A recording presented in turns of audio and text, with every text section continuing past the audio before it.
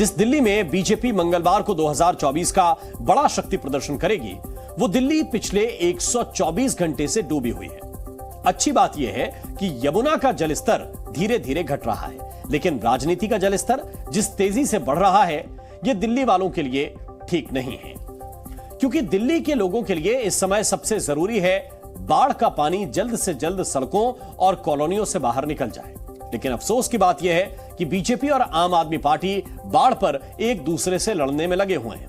ये तस्वीरें आज की हैं और इन तस्वीरों को देखकर आप समझ सकते हैं कि यमुना का पानी घटने के बाद भी दिल्ली में अभी बाढ़ बनी हुई है, यानी हालात अब भी खराब ही हैं।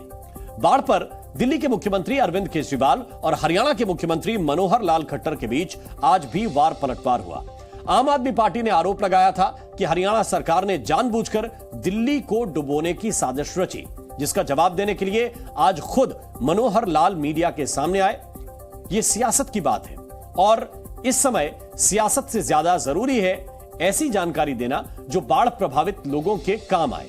इसीलिए सियासत की बात से पहले हम दिल्ली के लोगों के काम आने वाली 5 जरूरी जानकारियां आपको देना चाहते हैं। पहली जरूरी बात यह है कि दिल्ली के स्कूल अभी बंद रहेंगे। कल सोमवार है और लाखों माता पिता अपने बच्चों के स्कूल खुलने को लेकर परेशान हो रहे होंगे। दूसरी बड़ी बात यह है कि मुख्यमंत्री अरविंद केजरीवाल के मुताबिक दिल्ली में स्कूल खुलने पर 2 दिनों में फैसला लिया जाएगा। तीसरी अहम बात यह है कि अगर आप दिल्ली में रहते हैं तो तीसरी जरूरी जानकारी आपके लिए यह है कि बाढ़ से प्रभावित बच्चों की किताबें और ड्रेस का इंतजाम सरकार ही करेगी। यानी जिन लोगों के घरों में बाढ़ का पानी घुस गया है, जिनकी किताबें और ड्रेस बाढ़ में बह गए हैं, उनके लिए यह राहत की बात हो सकती है। चौथी बड़ी बात यह है कि पीड़ितों के लिए पूरी दिल्ली में विशेष कैंप लगाए जाएंगे। और पांचवी बात यह कि कैंप उन लोगों के लिए होंगे जिनके सरकारी दस्तावेज बाढ़ में बह गए हों या फिर खो गए हों। इन विशेष कैंप में आप अपने आधार कार्ड और वोटर आईडी जैसे दस्तावेज बनवा सकते हैं। खुद दिल्ली के मुख्यमंत्री अरविंद केजरीवाल ने यह भरोसा दिलाया है। बच्चे की किताबें वगैरह बह गई, बच्चों की ड्रेसेस बह गई, उसका भी हम लोग इंतज़ाम कर देंगे कि उनको दोबारा किताबें और ड्रेसेस दे दी जाएगी। और मैं उम्मीद वहाँ पे उस एरिया के अंदर कीचड़ बहुत ज़्यादा है, तो मिट्टी डलवा के उसको कीचड़ को ताकि वो ड्राई हो सके।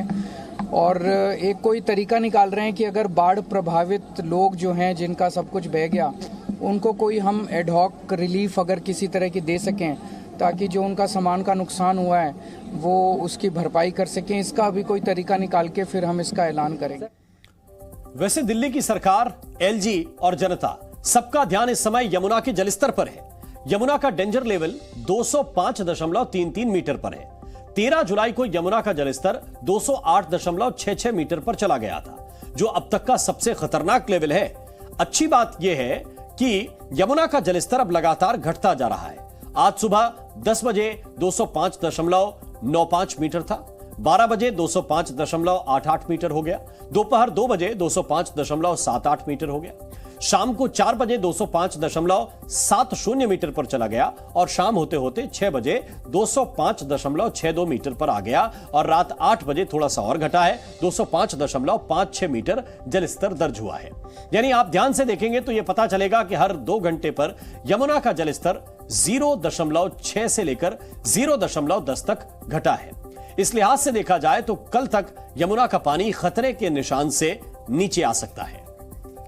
यमुना का जलस्तर घटने के बाद भी दिल्ली से बाढ़ के पानी की निकासी तेजी से नहीं हो पा रही है।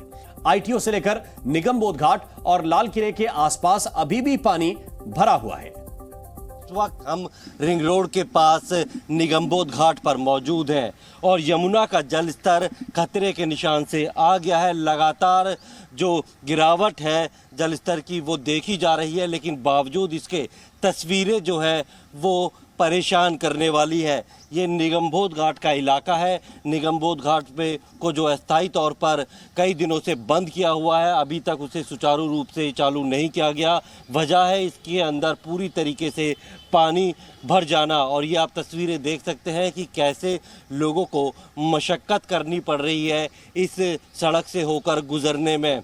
मोटरसाइकिलें जो हैं बंद पड़ रही हैं, गाड़ियां बंद हो रही हैं और पानी का स्तर देखिए घुटनों से भी ऊपर है। और ये रोड जो है रिंग रोड है, सबसे ज़्यादा व्यस्त रहने वाली रोड है, जिसे एहतियातन जो है प्रशासन ने बंद कर दिया है। न सिर्फ निगमबोध घाट का ये हाल है, बल्कि यमुना से लगे हुए जितने भी निचले इलाके हैं उनमें अभी भी पानी भरा हुआ है। सड़कें जो है वो पानी में डूबी हुई है और यही हाल दिल्ली के कई इलाकों का भी है। दिल्ली से पानी इसलिए तेजी से नहीं निकल पा रहा है क्योंकि अभी भी यमुना का जलस्तर खतरे के ऊपर है और दिल्ली के नाले भी भरे हुए हैं। तो जब नाले भरे होंगे, नदी उफान पर होगी तो पानी किधर जाएगा, कैसे निकलेगा? जबकि लोगों को राहत दिलाने के लिए सेना भी पानी से भरी सड़कों पर उतर चुकी है। ये इंडियन नेवी के जवान हैं जो आईटीओ बैराज में बंद गेट को खोलने आज सुबह पहुंचे। नेवी के 15 सदस्यों की गोताखोर टीम को इस काम के लिए मुंबई से विशेष रूप से बुलाया गया था। इस वक्त आईटीओ पर है और यहाँ पर यमुना पे जो बैरेज बनाया गया है उसको खोलने की कोशिश हो रही है। देखा जाए तो आप इसे गेट भी कह सकते हैं। 32 ये गेट्स हैं जिसमें से 5 गेट को खोला जाना है। चूँकि ये गेट खोलने काफ़ी ज़रूरी है क्योंकि यहाँ पानी यमुना का काफ़ी ज़्यादा जमा हुआ है। लेकिन जब इसको खोलने की कोशिश की गई तो ये गेट्स ओपन नहीं हो रहे थे। एक गेट तो ओपन हो गया था लेकिन दूसरा गेट और उसके बाद भी जितने गेट हैं वो ओपन नहीं हो पा रहे थे और उसके वजह से इंडियन नेवी की मदद ली जा रही है, इंडियन आर्मी की मदद ली जा रही है। अगर आप देखें तो इंडियन नेवी की खास टीम मुंबई से एयरलिफ्ट करके यहाँ पर लाई गई है, जो अपने साथ खास तरीके के इक्विपमेंट्स भी लेकर के आए हैं। ये डाइवर्स हैं, अगर आपको हमारे सामने दिख रहे हैं तो ये स्पेशल ऑपरेशन के लिए खास तौर पर ऐसी जो मुश्किल हालात होते हैं वहाँ के लिए ये जो नेवी की टीम है वो ऐसे ऑपरेशन को अंजाम देते हैं। आईटीओ बैराज के 5 गेट खुलने हैं। इनमें से एक गेट तो कल ही खोल दिया गया था और उम्मीद है कि दूसरा गेट भी आज रात तक खोल दिया जाए। यह अब से कुछ देर पहले का अपडेट है जो हमने आपको सिलसिलेवार बताया है। वैसे दिल्ली के लोगों के लिए एक और अपडेट यह भी है कि आउटर रिंग रोड और वजीराबाद गांव को जोड़ने वाले पुल में बड़ी दरार आ गई है और इसीलिए पुलिस ने वहां ट्रैफिक बंद कर दिया है। यानी फिलहाल इस पुल से आने जाने पर रोक लगा दी गई है। दिल्ली के आउटर रिंग रोड से सटा वजीराबाद गांव का जो नाले का पुल है उस पर दरार आ गई है और इस बात की जानकारी पुलिस और ट्रैफिक और अन्य एजेंसियों को दी गई है। और ये नाला है कैसा और कैसे इसके ऊपर जो फ्लाईओवर बना है, जो पुल बना हुआ है, उसके ऊपर दरार आई है। आप देखेंगे ये जो दीवार आप देख पा रहे हैं, आगे तक ये पूरी दीवार जा रही है और ठीक सामने जो आउटर रिंग रोड है उसको ये कनेक्ट होती है। वजीराबाद गाँव जो है इस पुल के जरिए कनेक्ट होता है। लेकिन यहाँ जो साइड में दीवारें बनी हुई हैं, जो यहाँ पर चलने के लिए फुटपाथ बना हुआ है, ये पूरी तरीके से क्षतिग्रस्त हुआ है। इसमें दरारें आई हैं, बड़ी बड़ी दरारें यहाँ पर देखने को मिल रही हैं। ये सबसे बड़ी खतरे की बात है और इस वजह से इस रोड को, इस पुल को ट्रैफिक की आवाजाही के लिए बंद कर दिया है। और यहाँ पर भी आप देखेंगे ये पूरा जो क्रैक आप देख रहे हैं, ये क्रैक आगे तक जा रहा है क्योंकि इसके नीचे से जो नाला है वो तेजी से बह रहा है क्योंकि यमुना का पानी नाले में आया है। और इस बीच एक बड़ी खबर यह है कि दिल्ली के बाढ़ पीड़ितों के लिए मुआवजे का ऐलान किया गया है। प्रभावित परिवारों को 10-10 हजार रुपए का मुआवजा दिया जाएगा। मुख्यमंत्री अरविंद केजरीवाल ने इस मुआवजे का ऐलान किया है। तो बड़ी खबर यह है कि जो बाढ़ पीड़ित हैं, जिन्हें बाढ़ से नुकसान पहुंचा है, जिनका सामान डूबा है, ऐसे परिवारों को 10,000 रुपए का मुआवजा सरकार की ओर से दिया जाएगा। मुख्यमंत्री अरविंद केजरीवाल ने इस मुआवजे का ऐलान किया है।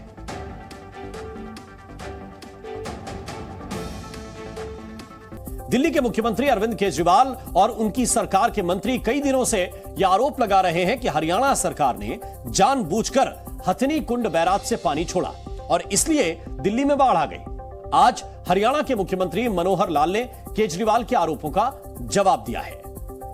ये जो कहा जा रहा है कि हरियाणा ने हथनी कुंड से पानी छोड़ दिया और उसमें जो फोटो दिखाए जा रहे हैं, मुझे लगता है कि एक अनपढ़ और गंवार व्यक्ति का जो ज्ञान होता है, अगर उसमें कोई पीएचडी चालू कर दी जाए ना तो उनको जरूर पीएचडी मिल जाए। मुझे उम्मीद है बीजेपी को इस तरह की राजनीति नहीं करनी चाहिए, सबको मिलके काम करना चाहिए। आपस में इस टाइम भी अगर पार्टीबाजी करेंगे तो फिर ये ठीक नहीं है। केजरीवाल कहते हैं कि बीजेपी राजनीति कर रही है।